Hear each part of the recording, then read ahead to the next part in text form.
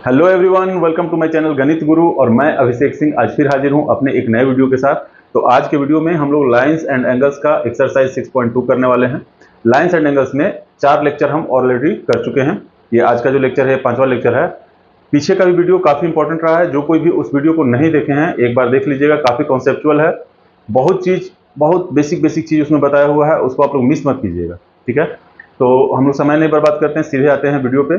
और अगर वीडियो अच्छा लग रहा हो आप लोग को तो चैनल को लाइक, शेयर और सब्सक्राइब करना बिल्कुल नहीं भूलिएगा। तो शुरू करते हैं हम लोग एक्सरसाइज 6.2 का पहला क्वेश्चन जो है उसमें लिखा हुआ है इन फिगर 6.28। जो फिगर है वो हम ऑलरेडी बोर्ड पे बना चुके हैं। Find the values of X and Y. X और वाई का वैल्यू निकालना है and then so that A B is parallel to C D. A B एक लाइन दिया हुआ है, सी डी एक लाइन दिया हुआ है, ये दोनों पैरेलल होगा, ये हम लोगों को प्रूव करना है, ठीक है। बहुत आसान क्वेश्चन है, टफ नहीं है। इसको करने के लिए हम लोगों को जो कुछ भी कॉन्सेप्ट बताए हैं, अल्टरनेट इंटीरियर एंगल, को interior angle, vertically opposite angle, ये सारा कुछ ध्यान में होना चाहिए, ठीक है। तो इसमें सबसे पहले हम एक्स का वैल्यू निकाल लेते हैं। यहाँ पे इस दिया क्या हुआ है कि दो लाइन है, एक लाइन है ए बी और एक लाइन है सी डी। ये पैरेलल है कि नहीं है हम लोगों को नहीं पता है। दो लाइन है, उसको एक ट्रांसवर्सल काट रहा है। ये इस ट्रांसवर्सल का एक नाम दे देते हैं, हम मान लेते हैं पी क्यू, ठीक है। इस ट्रांसवर्सल का एक नाम दे दिए हम लोग P Q. P Q transversal काट रहा है इसको दो पॉइंट पर। एक पॉइंट का नाम दे देते हैं एम और एक पॉइंट का नाम दे देते हैं एन, ठीक है। एम और एन पॉइंट पर ये ट्रांसवर्सल इसको इंटरसेक्ट कर रहा है। तो एक्स जो होगा वो क्या होगा, सबसे पहले ये निकाल लेते हैं, फिर वाई जो होगा वो क्या होगा वो निकाल लेते हैं। तो पी क्यू क्या है, एक स्ट्रेट लाइन है और ए बी और पी क्यू एम पॉइंट पर इंटरसेक्ट कर रहा है। ए बी और पी क्यू एम पॉइंट पर इंटरसेक्ट कर रहा है। तो ये एंगल पी एम ए और एंगल ए एम एन, ये क्या है, ये दोनों एडजेसेंट एंगल है और साथ ही साथ सप्लीमेंट्री एंगल भी है, ठीक है। कैसे है, स्ट्रेट लाइन को अगर कोई दूसरा लाइन क्रॉस करता है तो ये दोनों एंगल जो बनता है ये दोनों सप्लीमेंट्री एंगल होता है। मतलब angle A M P plus angle A M N दोनों कितना होना चाहिए, 180 के बराबर होना चाहिए। अब ए एम पी कितना दिया हुआ है, ये दिया हुआ हम लोग को 50 डिग्री। ए एम पी ये कितना दिया हुआ है, 50 डिग्री। और प्लस ए एम एन कितना है, ये एक्स है। ए एम एन ये एक्स है, इज इक्वल टू कितना होगा, 180 degree. This implies X equal to कितना हो जाएगा, 180 degree minus 50 degree, that is 130 degree.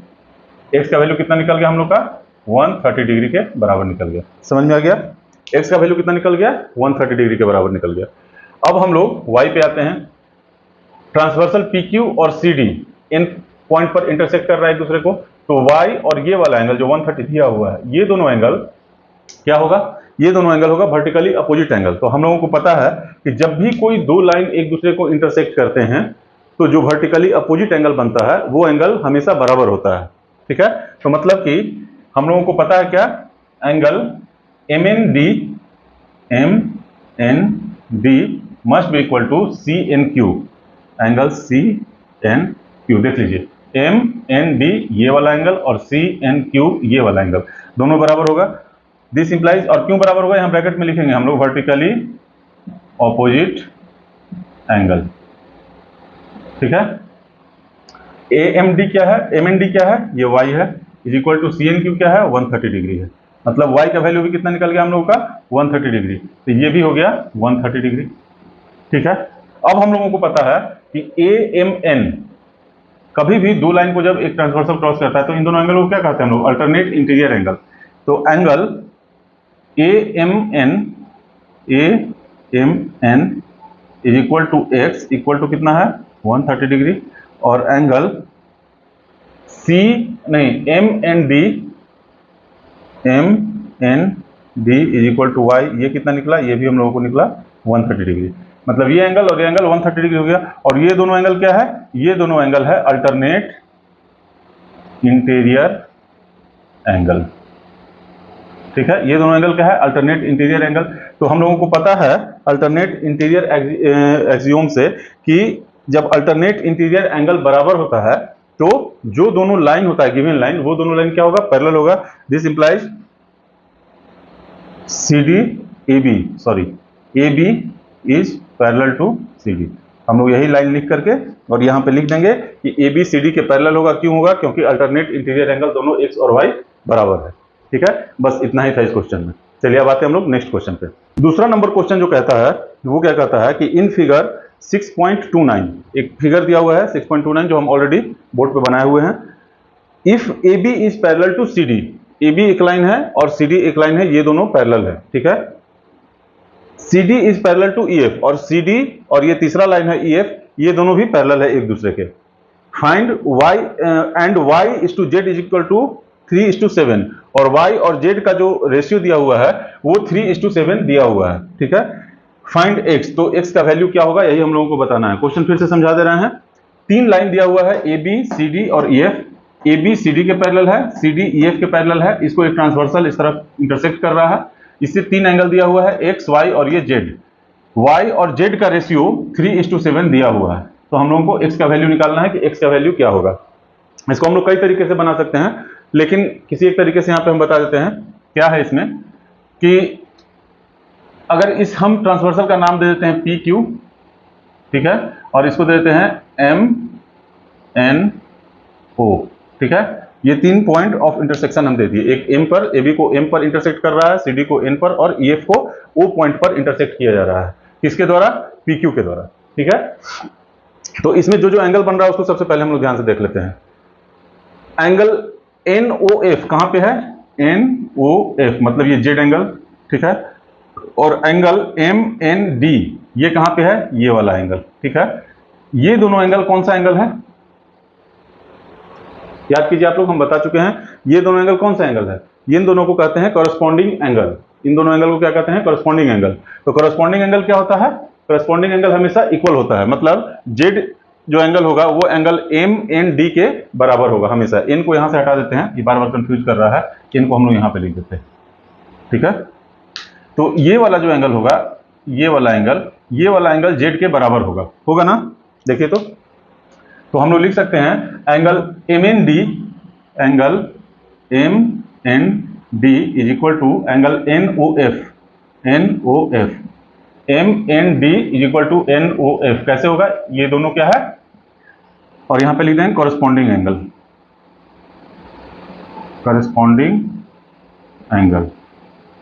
इसको हम लोग लिख देंगे कॉरस्पॉन्डिंग एंगल। ठीक है, अब एम एन डी क्या है हम लोग को नहीं पता, तो एम एन डी हम रहने देते हैं M N D is equal to, ये क्या हो जाएगा? सॉरी, जेड है, ये जेड के बराबर हो जाएगा। मतलब ये एंगल भी कितना आ गया? Z.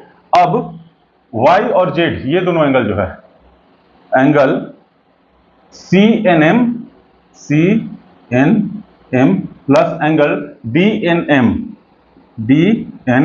M is equal to कितना होना चाहिए? 180 डिग्री। कैसे होगा देख लीजिए, सी एन एम मतलब ये वाला एंगल y, और डी एन एम मतलब ये वाला एंगल z, ये दोनों मिलकर के कितना होना चाहिए?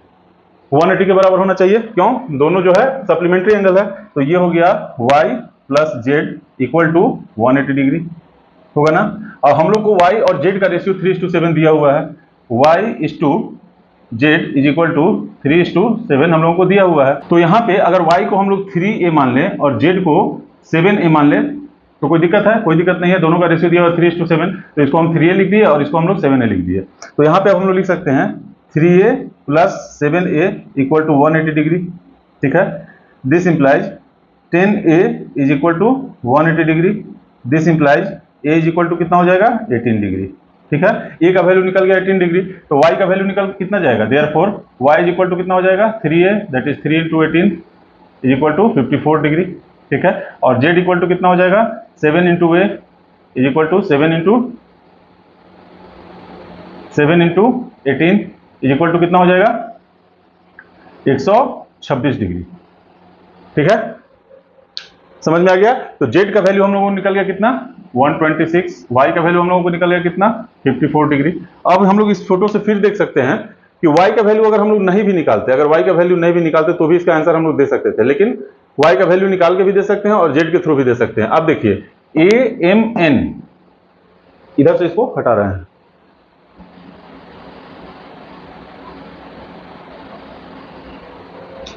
a m n angle a m n is equal to angle m n d होगा, m n d। क्यों होगा? ये होगा अल्टरनेट इंटीरियर एंगल। ठीक है, अल्टरनेट इंटीरियर एंगल होगा ये, और ये कितना है, x है, और ये कितना है, z है, और z का वैल्यू हम लोग कितना निकाल चुके हैं, 126 डिग्री, मतलब x इक्वल टू कितना हो जाएगा, 126 डिग्री, और यही इसका सही आंसर होगा। अगर हम लोग y से निकालना चाहें तो y से भी निकल सकता है, x plus Y must be equal to 180 degree. क्यों, ये दोनों को इंटीरियर एंगल है, और को इंटीरियर का सम क्या होता है, 180 के बराबर होता है। तो x plus 54 is equal to 180 degree. This implies x equal to कितना हो जाएगा, 180 minus 54 degree, that is 126 degree. बस यही था। तो इसको हम लोग दो तरीका से निकाल, और भी बहुत तरीका होगा, इसको जब निकालने लगेगा ना तो बहुत तरीके से इसको निकाल सकते हैं। कैसे निकाल सकते हैं, ये z है, ये y है, तो यहाँ पे y आ जाएगा, z और y क्या हो जाएगा, सप्लीमेंट्री एंगल हो जाएगा। दोनों का रेशियो दिया हुआ है 3:7, एक को 3 एक को 7 मान लेंगे, तो हम लोग का जो कांस्टेंट टर्म है ये, उसका वैल्यू निकल जा रहा है 18, और 18 से जब हम लोग 3 को मल्टीप्लाई करेंगे तो 54, ये 54, तो ये 54, ये 54, तो ये सप्लीमेंट्री एंगल होता है, आराम से निकाल सकते हैं। बहुत तरीका है इसका, लेकिन हम लोगों को इस तरीके को अपनाना है ताकि हम लोग जो भी कॉन्सेप्ट लिए हैं उसका यूज कर सकें। ठीक है, अब आते हैं नेक्स्ट क्वेश्चन पे, क्वेश्चन नंबर 3 पे। क्वेश्चन नंबर 3 में कहा जा रहा है, इन फिगर 6.30, फिगर यहाँ पे बना हुआ है, if A B is parallel to C D, A B एक लाइन दिया हुआ है और सी डी एक लाइन दिया हुआ है, ये दोनों आपस में पैरेलल है। ठीक है, E F is perpendicular to C D, E F एक दूसरा लाइन है जो सी डी पर परपेंडिकुलर है, तो जो सी डी पे परपेंडिकुलर है और ये दोनों पैरेलल है, तो ये भी यहाँ पे भी परपेंडिकुलर हो जाएगा ये। ठीक है, and angle G E D, मतलब ये वाला एंगल कितना दिया हुआ है, ये पूरा एंगल दिया हुआ है 126 के बराबर। ठीक है, फाइंड एंगल ए जी ई, मतलब ये वाला एंगल निकालना है, क्या होगा, ए जी ई, ये वाला एंगल। दूसरा है जी ई एफ, मतलब ये वाला एंगल भी निकालना है, कितना होगा, और एक एंगल निकालना है एफ जी ई, और ये वाला एंगल निकालना है कि ये कितना होगा। ठीक है, तीनों एंगल बहुत आसानी से निकलेगा, बस हम लोग जो कॉन्सेप्ट पढ़े हैं उसका यूज करना है। देखिए, सबसे पहले तो हम लोग एंगल निकालना है, angle A G E is equal to क्या होगा, ए बी और सी डी पैरेलल है, और जी ई इसको इंटरसेक्ट कर रहा है दो पॉइंट पर, जी पर और ई पर। ठीक है, तो एंगल ए जी ई और angle G E D equal होगा। क्यों होगा, ये दोनों है अल्टरनेट इंटीरियर एंगल, ये दोनों क्या है, अल्टरनेट इंटीरियर एंगल है, तो ये दोनों एंगल बराबर होगा। तो angle A G E is equal to कितना हो जाएगा, 126 डिग्री। क्यों, क्योंकि जी ई डी का वैल्यू हम लोगों को दिया हुआ है ये पूरा 126 डिग्री के बराबर, तो ये हम लोगों का निकल गया कितना, 126 डिग्री। ठीक है, अब आते हैं दूसरे वाले एंगल पर, ये हो गया। अब दूसरा है जी ई एफ। ठीक है, तो अब देखिए, A B is parallel to C D. ठीक है, और ई एफ जो है परपेंडिकुलर है किस पर, सी डी पर, तो देन ई एफ जो होगा वो किस पर परपेंडिकुलर होगा, ई एफ ए बी पे भी परपेंडिकुलर होगा। ठीक है, क्यों होगा, क्योंकि ए बी और सी डी पैरेलल लाइन है, ये दोनों पैरेलल लाइन है, तो ये जब इस पे परपेंडिकुलर होगा तो यहाँ पे ये भी इस पे भी परपेंडिकुलर होगा। ठीक है, ऐसे भी पैरेलल लाइन को अगर कोई ट्रांसवर्सल काटता है तो अल्टरनेट इंटीरियर एंगल इक्वल होता है, मतलब ये एंगल और ये एंगल इक्वल होगा, तो मतलब ये 90 डिग्री है तो ये भी 90 डिग्री होगा।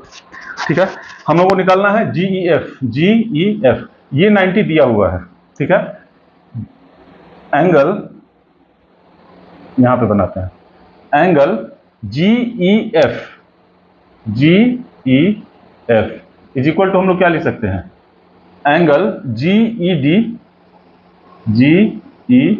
D minus E F E D, angle F E D लिख सकते हैं हम लोग। देखिए, तो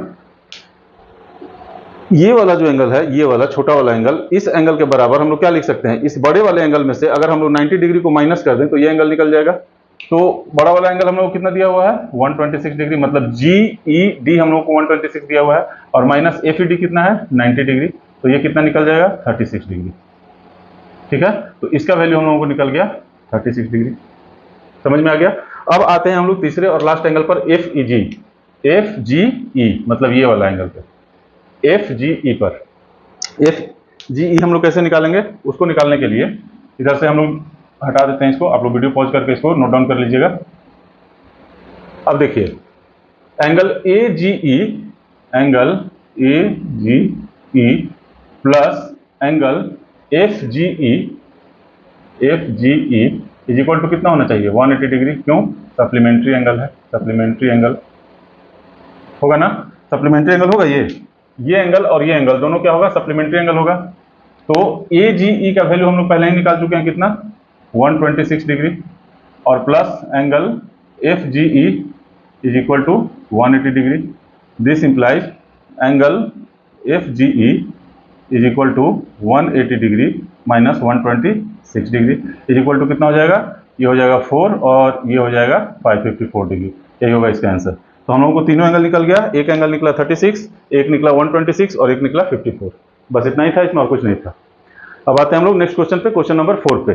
क्वेश्चन नंबर 4 में कहा जा रहा है in figure 6.31 if PQ is parallel to ST। दो लाइन है, एक है PQ एक है ST और ये दोनों पैरेलल है, ठीक है। Angle PQR is equal to 110 degree. PQR मतलब ये वाला एंगल कितना दिया हुआ है 110 डिग्री, और एंगल RST मतलब ये वाला एंगल दिया हुआ है 130 डिग्री। फाइंड एंगल QRS मतलब इस एंगल का वैल्यू कितना होगा ये हम लोगों को बताना है, ठीक है। इस एंगल का वैल्यू कितना होगा ये हम लोगों को बताना है। इसको बताने के लिए बहुत आसान है, एक कंस्ट्रक्शन करेंगे हम लोग, बहुत इजी कंस्ट्रक्शन है कि इस R पॉइंट पर एक लाइन हम लोग पैरेलल खींचेंगे। किसके पैरेलल? PQ और ST के पैरेलल है ये दोनों लाइन पैरेलल है। तो ये जो लाइन हम लोग खींचे ये लाइन भी क्या होगा, इन दोनों के पैरेलल होगा, ठीक है। तो हम लोगों को ये एंगल निकालना है। कैसे निकालेंगे? इस लाइन का नाम हम मान लेते हैं AB दे देते हैं, ठीक है। इसका लाइन नाम हम दे दिए AB। तो क्वेश्चन नंबर 4 है ये, एंगल PQR, ठीक है, plus angle QRA is equal to कितना होना चाहिए 180 डिग्री। क्यों है?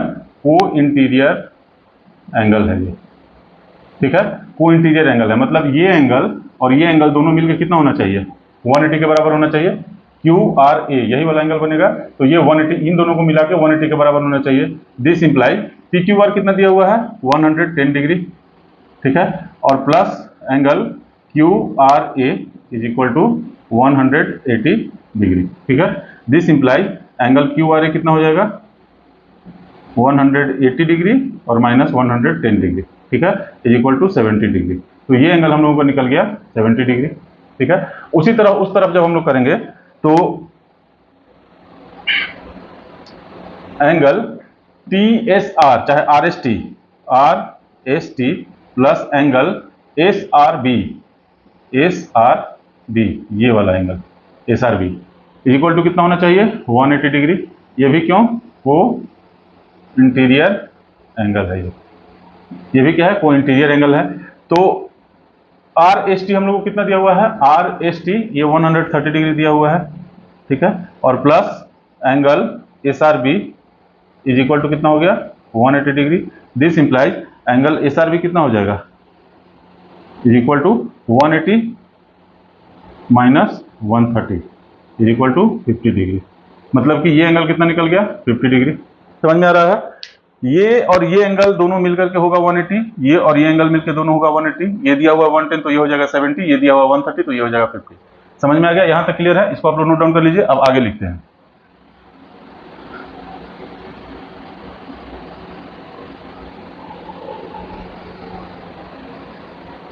अब AB एक स्ट्रेट लाइन है, ठीक है, और R पॉइंट पर दो लाइन इसका ट्रांसवर्सल का काम कर रहा है। इसका मतलब ये एंगल और ये एंगल मिलकर कितना होना चाहिए 180 के बराबर होना चाहिए। मतलब angle ARQ plus angle QRS plus angle SRB is equal to 180 degree. क्यों? ये सब मिलकर के सप्लीमेंट्री एंगल है ना। अब एंगल ARQ कितना है मेरा ARQ कितना है ये है 70 डिग्री, प्लस एंगल QRS हम लोगों को निकालना है, और प्लस SRB कितना है 50 degree is equal to 180 degree. This implies angle QRS is equal to कितना हो जाएगा 180 डिग्री माइनस 70 और 50 कितना हो गया 120 डिग्री इज इक्वल टू कितना हो गया 60 डिग्री। मतलब इसका वैल्यू कितना आ जाएगा 60 डिग्री, और यही इसका आंसर होगा।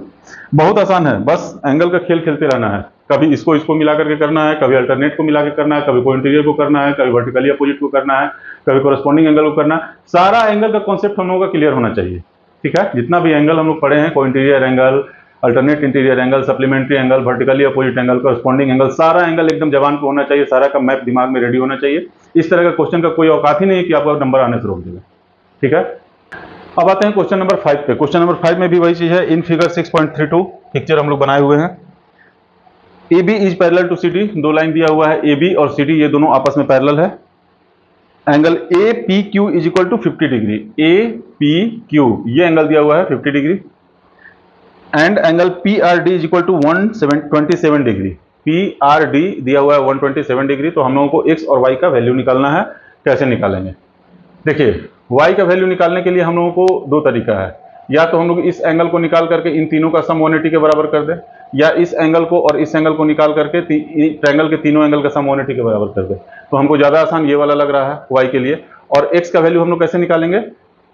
ट्रायंगल के तीनों एंगल को के सम को बराबर करके, या फिर ये 50 होगा तो ये x का वैल्यू हम लोग को आराम से यहाँ से दिख रहा है। ठीक है, तो हम लोग सबसे आसान वाला रास्ता निकालते हैं। क्या? Angle A P Q, angle A P Q is equal to angle P Q C होगा, P Q R, sorry P Q R होगा कि नहीं होगा? देखिए ध्यान से, एंगल ए पी क्यू मतलब ये 50 डिग्री और पी क्यू आर मतलब ये एक्स, ये दोनों इक्वल होगा। कैसे होगा? इसको हम लोग कहते हैं को अल्टरनेट इंटीरियर एंगल। इसको हम लोग क्या कहते हैं? Alternate interior angle. तो ये दोनों अल्टरनेट इंटीरियर एंगल है, इसलिए इक्वल होगा। तो हम लोग डायरेक्ट लिख सकते हैं पी क्यू आर क्या है? पी क्यू आर है X, this implies X equal to कितना निकल गया? 50 डिग्री। कितना आसान था, कोई वैल्यू था, कोई दिक्कत था इसमें? ये हो गया 50 डिग्री। अब हम लोग दूसरा क्या करते हैं? Angle P R D, angle P R D plus angle R P B या B P R, angle B P R is equal to 180 degree होगा कि नहीं होगा? बिल्कुल होगा।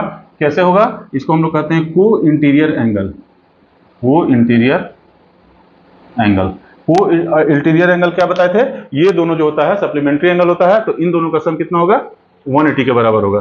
तो एंगल पी बीपीआर मतलब ये वाला एंगल है बीपीआर। ठीक है, ये वाला एंगल और ये वाला एंगल दोनों मिलकर कितना होना चाहिए? 180 के बराबर होना चाहिए। This implies angle BPR is equal to 180 degree minus angle PRD होगा is equal to 180 degree minus PRD का वैल्यू हम लोग को पता है 127 डिग्री। ठीक है, तो 180 में से 127 को जब घटाएंगे तो कितना जाएगा? 3 और ये हो जाएगा 53 डिग्री। ठीक है, तो ये हम लोगों को निकल गया कितना? 53 डिग्री।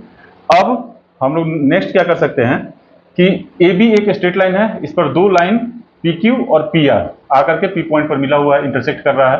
तो ये तीनों एंगल क्या होगा? सप्लीमेंट्री एंगल होगा। मतलब angle A P Q plus Y plus B P R, angle B P R must be equal to 180 degree. कैसे? Supplementary angle. क्लियर है? तो ए पी क्यू कितना है? 50 डिग्री। ठीक है, plus Y plus B P R कितना निकाले हम लोग? 53 डिग्री इक्वल टू कितना हो जाएगा? 180 degree. This implies Y equal to कितना हो जाएगा? 180 डिग्री माइनस 50 और 53 कितना हो जाएगा? 103 इज इक्वल टू कितना हो जाएगा?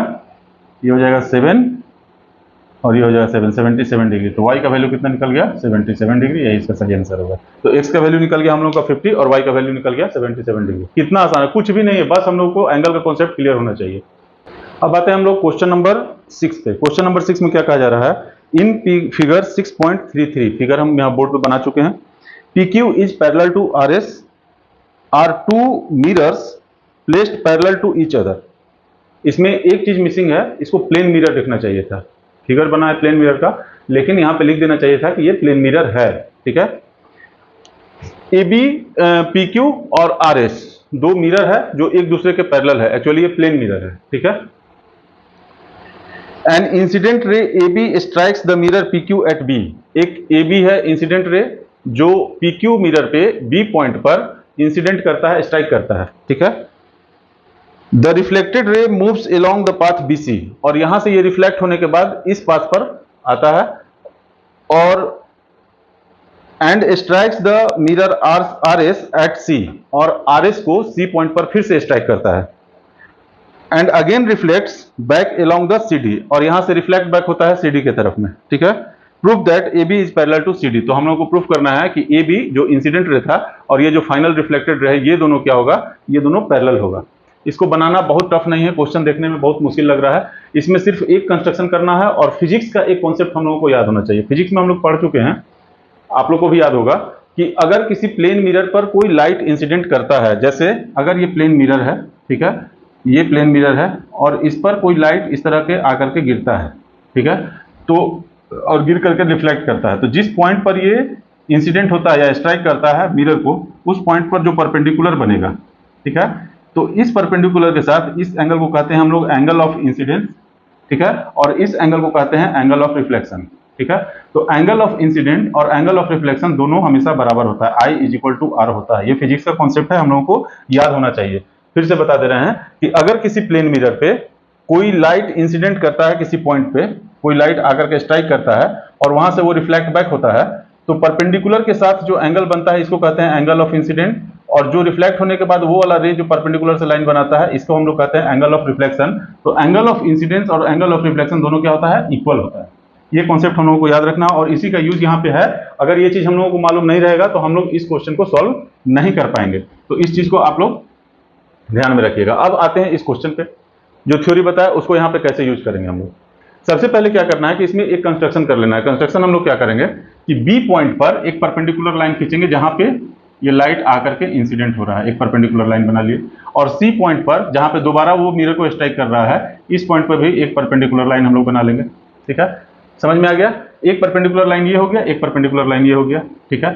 तो ये एंगल क्या होगा, ये एंगल होगा एंगल ऑफ इंसिडेंस। तो दो बार एंगल ऑफ इंसिडेंस हो रहा है, एक बार यहाँ स्ट्राइक कर रहा है, एक बार यहाँ स्ट्राइक कर रहा है, तो इसको हम नाम दे देते हैं I1 और इसको नाम दे देते हैं R1, angle of incident, angle of reflection.